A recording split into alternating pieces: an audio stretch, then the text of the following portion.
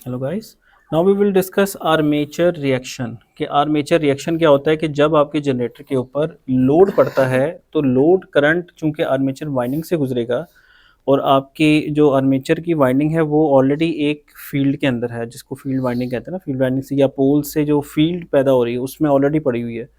तो जब उसमें करंट गुजरेगा आपके आर्मेचर की वाइंडिंग में से तो उससे भी फील्ड जनरेट होगी, तो दोनों फील्ड्स आपस में एक दूसरे के साथ रिएक्ट करेंगी जिसके नतीजे में इस फिनोमिनन को क्या बोलते हैं, आर्मेचर रिएक्शन। ठीक है। और इससे इफेक्ट क्या होता है कि वो जो न्यूट्रल जोन था जो कि पोल्स के दरमियान था, जैसे अब हमने पिछले लेक्चर में डिस्कस किया, वो शिफ्ट हो जाता है उसकी। और उसके शिफ्ट होने से फिर क्या होता है, उसके शिफ्ट होने से नुकसान होते हैं हमें, वो हम देखते हैं कैसे। तो the armature current produces a magnetic field that acts as a right angle to the field produced by the poles. Produce by the poles को हम क्या कहेंगे, फाई एफ। जैसे अभी हम एनिमेशन में देखेंगे तो फाई एफ, ये क्या है, फाई ए। जो फील्ड पैदा हो रही है आर्मेचर वाली वो क्या है, फाई ए। और ये जो पोल्स वाली है फाई एफ है। दोनों में क्या होगा, 90 डिग्री का एंगल है, दोनों में 90 डिग्री का ये लैग है। The flux intensity depends on the current. The armature coils MMF, ये पॉइंट नोट करें, the armature coils MMF distorts and weakens the flux coming from the poles।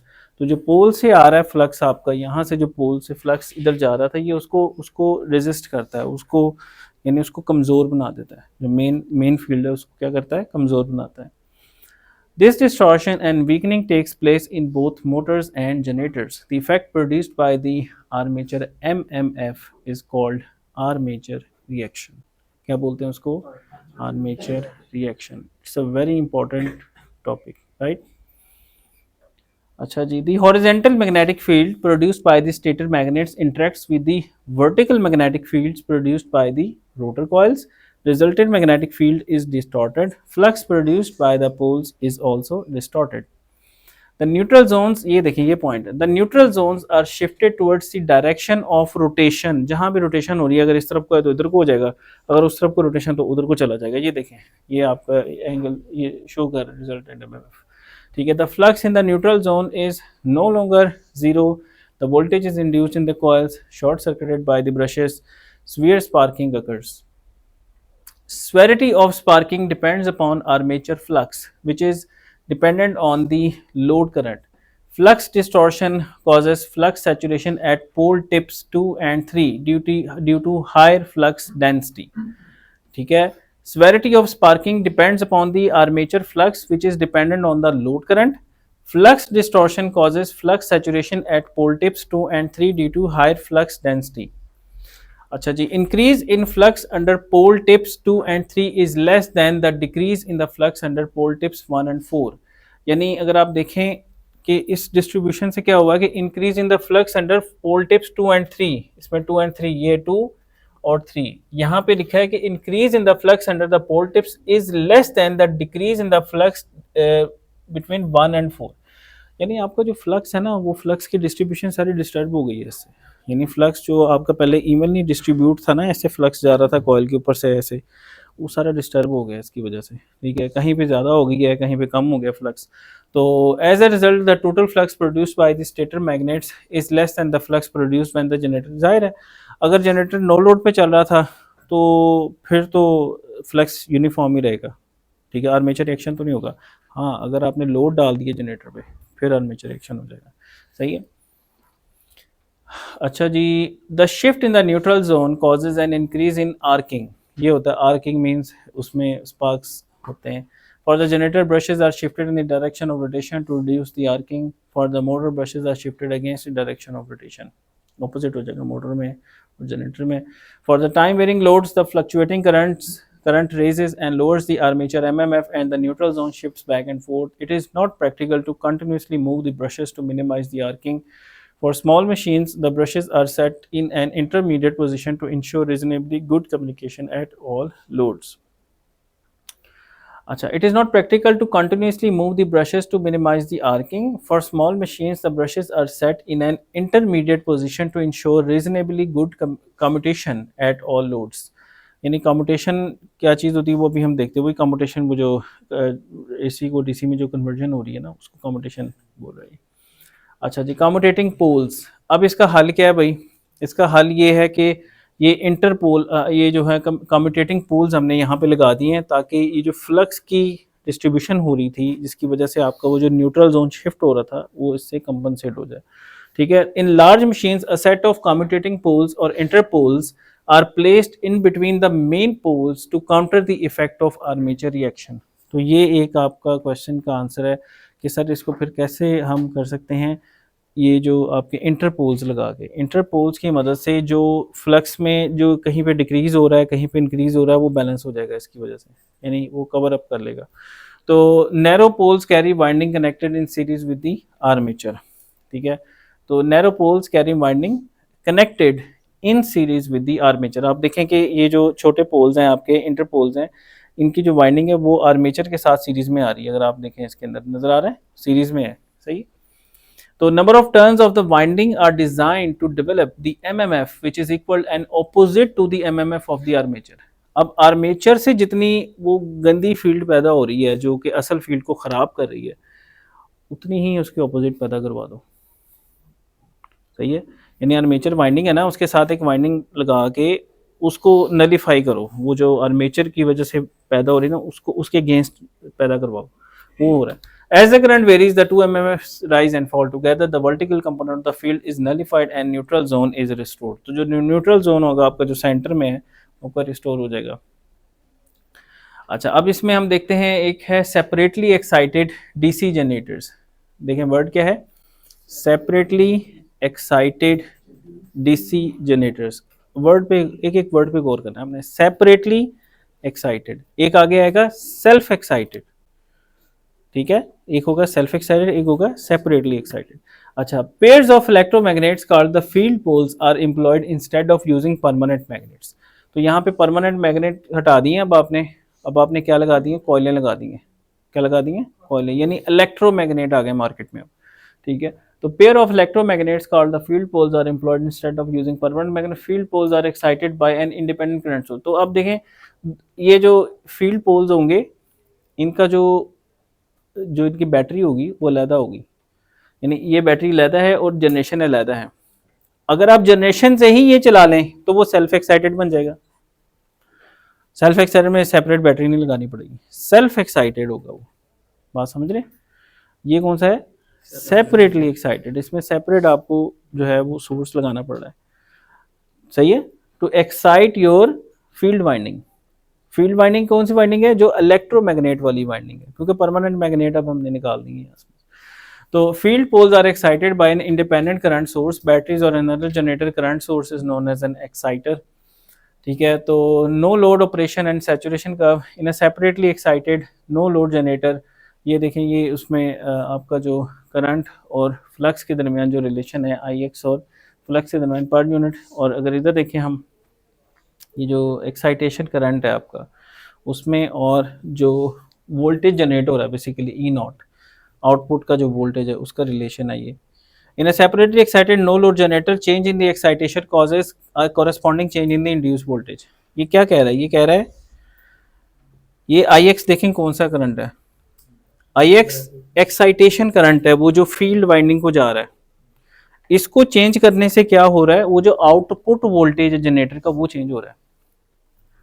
बात समझ आ गई, करंट IX से क्या चेंज हो रहा है, आउटपुट E0 चेंज हो रहा है। तो उसमें एक्सपेरिमेंट किया, एक्सपेरिमेंट करने के बाद लैब के अंदर ये वाला ग्राफ आ जाता है कि IX से EX, यानी एक खास लिमिट तक वो लीनियर है, उसके बाद नी पॉइंट आता है और फिर ये सैचुरेट हो जाता है। तो change in the excitation current causes the corresponding change in the induced voltage. The saturation curve relates the flux produced to the current. तो no load for small currents the flux is linearly proportionate. At higher currents the flux output decreases due to the iron saturation. The segment from A to B is the saturation knee. The induced voltage curve is identical to the flux curve. जो flux की curve है और ये E0 की तकरीबन एक जैसी curve है। अच्छा जी, शंट जनरेटर क्या होगा जी, a shunt excited generator is a machine with the field winding in parallel with the armature terminals. अब देखें इसमें वो बैटरी हट गई है, बैटरी अब निकल गई है। अब भाई कहाँ से आ रहे हैं वोल्टेज, यहीं से उठा लिए इसने। सही है, बैटरी निकाल दी अब। ठीक है, तो ये है जनाब, इसको हम कहते हैं shunt generator. Shunt excited generator is a machine with the field winding in parallel with the armature terminal. This eliminates the need for an external source of excitation. The generator becomes self exciting. सही है, generator क्या बन जाएगा? Self exciting बन जाएगा। तो residual flux in the pole induces a small armature voltage when there is rotation. Residual flux in the pole, pole के अंदर कुछ ना कुछ रेसिडुअल फ्लक्स रह जाता है जो बाकी मंद होता है। Induces a small armature voltage when there is, जब आप रोटेट करेंगे ना कुछ वोल्टेज पैदा होगा, कुछ ना कुछ रेसिडुअल फ्लक्स बाकी मंदा पड़ा होगा ना अंदर, कोई पहले वाला जो इनिशियल कंडीशन है, जैसे घुमाओगे थोड़ा सा वोल्टेज पैदा होगा, वही वोल्टेज आगे यूज होकर फिर वो आगे फर्दर एक्सेलरेट कर देगा। सही है, so the voltage produced by small exciting current IX, this results a small MMF acting in the same direction as the residual flux, causing the flux per pole to increase। तो ये देखें आपकी diagram E nought X Y, उसकी उसको आपने short कर दिया IX वाली के साथ AB, तो ये क्या बन गया आपका? Self excited.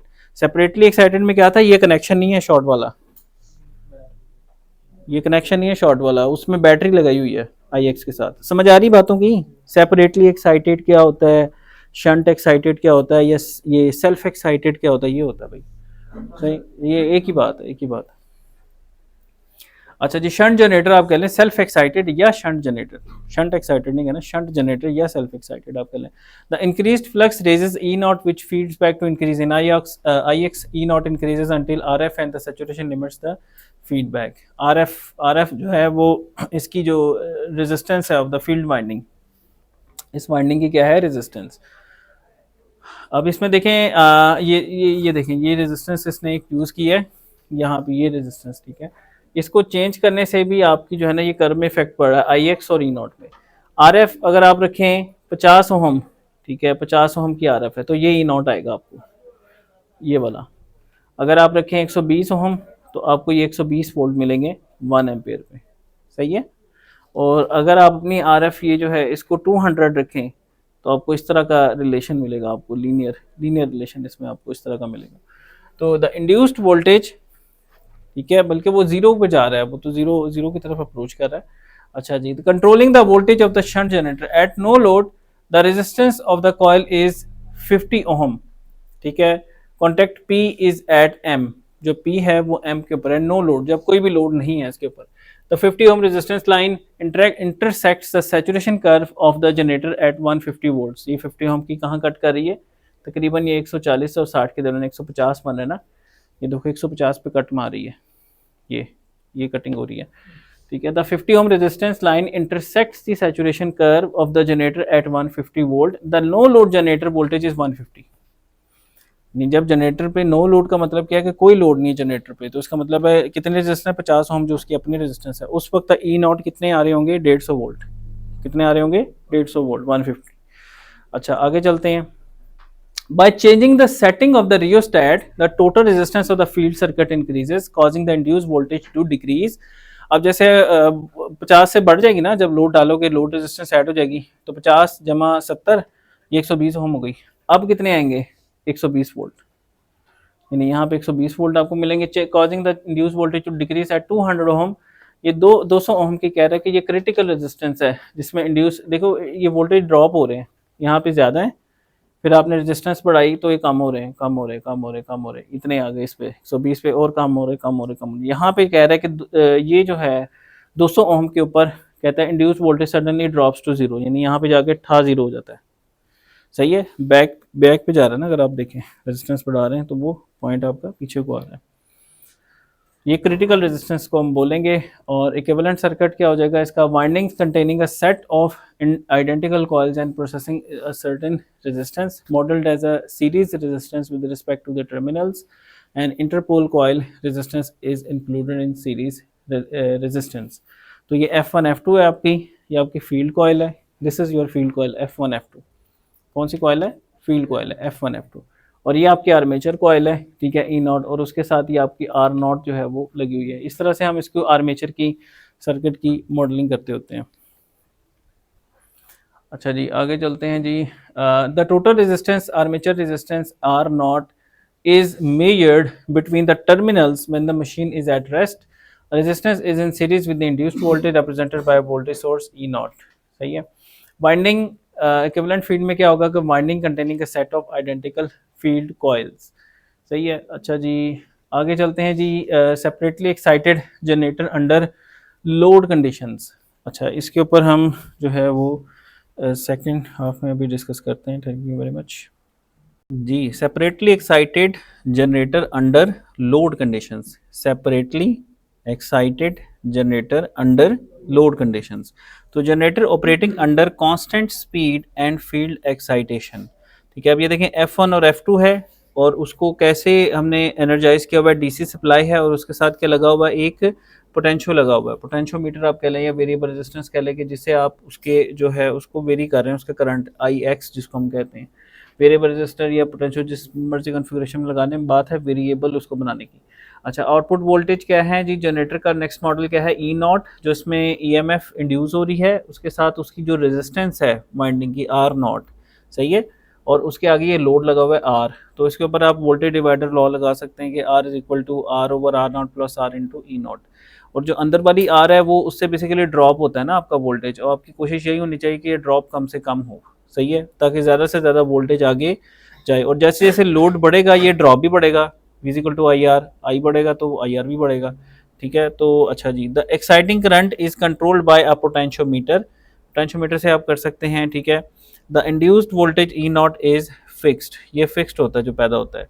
अब इसकी जो कर्व है, जो करेक्टरिस्टिक्स हैं वो ये हैं। करंट आई है जो आपने यहाँ फ्लो करवाया वो अच्छा आप देखें ये करंट आई है 5 एम्पेयर 10 एम्पेयर। अच्छा, इसमें ये देखें कि आई जो ये वाला करंट है लोड करंट है बेसिकली। तो लोड करंट जैसे जैसे बढ़ रहा है आपका जो वोल्टेज है ड्रॉप हो रहा है। इस एक वोल्टेज रेगुलेशन का कॉन्सेप्ट होता है जो आपने लैब में कर लिया होगा। जैसे ट्रांसफार्मर है ना, नो लोड पे उसका वोल्टेज मैक्सिमम होता है, जैसे आप लोड डालते हैं ड्रॉप हो जाता है, और लोड डालते हैं ड्रॉप हो जाता है। ठीक है, तो इसको कहते हैं वोल्टेज रेगुलेशन। ठीक है। तो अब इसमें देखें कि आपका जो नो लोड है यानी 0 एम्पेयर लोड है, तो आपका वोल्टेज कितना है? 100 वोल्ट है, मैक्सिमम है। फिर जब 5 एम्पेयर लिया तो वो ड्रॉप हो गया, कितना हो गया? 95। इसी तरीके से आपने जब 10 एम्पेयर लिया तो ड्रॉप होकर कितना हो गया? 90। तो अब आप इसकी इक्वेशन बना सकते हैं एक, जिसमें आप आगे प्रोडिक्ट कर सकते हैं कि इतने एम्पेयर पे इतने इतने का ड्रॉप होना है आपके पास। मैथमेटिकल इक्वेशन इसकी बना सकते हैं आप। सही है। Being engineer you should be able to do that very quickly. अच्छा, आगे चलें भी। Separately excited generator under load conditions. अच्छा, the voltage at the terminals, वही डिस्कस कर रहे हैं। The voltage at the terminals 1 2 equal to the induced voltage.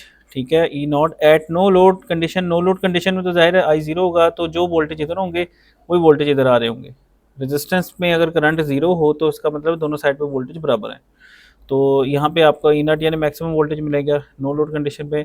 Decreases as the load increases, तो इसकी इक्वेशन बनाने के होगा E12 is equal to E not minus I R not.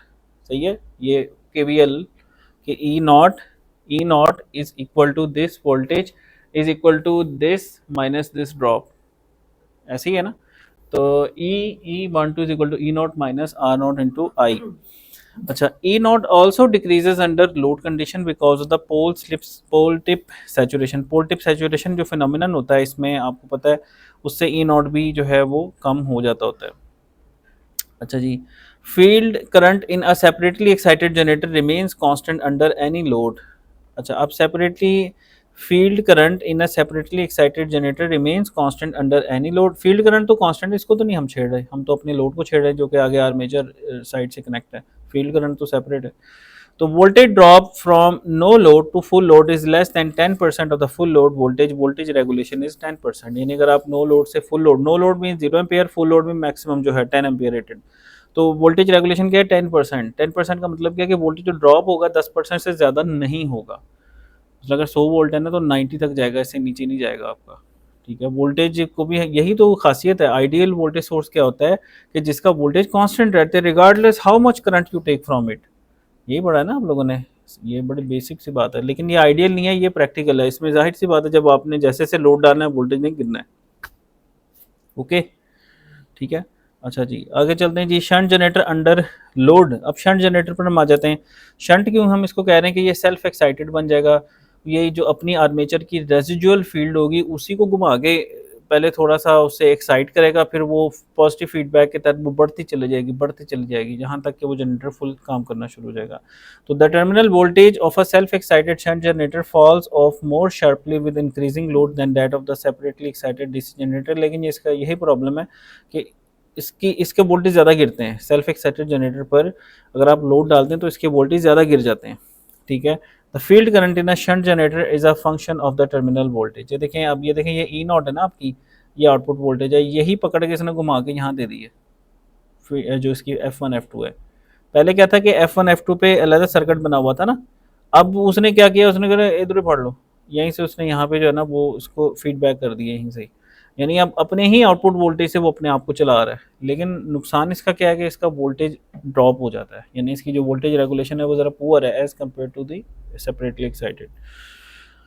Increasing the load causes a drop in the terminal voltage and consequently drop in the. उसकी वजह ये भी है, आप देखें ना, जैसे जैसे आप वोल्टेज बढ़ाएंगे, लोड बढ़ाएंगे, तो आपका जो टर्मिनल वोल्टेज है वो ड्रॉप होगा ना, is equal to E not minus I nought R, वो पहले इक्वेशन, वो ड्रॉप होता है।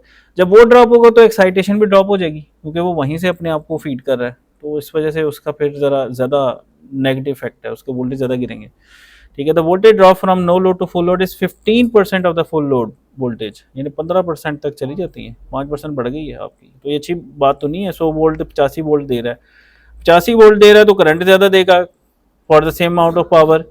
जब करंट ज़्यादा देगा तो करंट ज़्यादा फ्लो होगा, लॉसेस बढ़ जाएंगे, आपकी जो अप्लायंस हो वो हीटअप हो जाएगी। मोटर को अगर आप रिड्यूस वोल्टेज देंगे वो हीट हो जाएगी, और ज़्यादा देर तक रखेंगे जल जाएगी। ये नुकसान होता है लेस वोल्टेज का, क्योंकि पावर तो सेम है ना, उसने भी करंट ज़्यादा खाना शुरू कर देना है, यानी 10 इज इक्वल टू 5 ज़रब 2, और आप 2 कर देंगे तो वो ज़रब 5 हो जाएगा अगला, यानी अगली चीज़ बढ़ जाएगी। वोल्टेज कम करेंगे करंट बढ़ जाएगा, सही है। तो करंट बढ़ने से क्या होगा, हीट, इसके रॉ लॉसेज, और अल्टीमेटली फारिग सट जाएगी आपकी चीज़।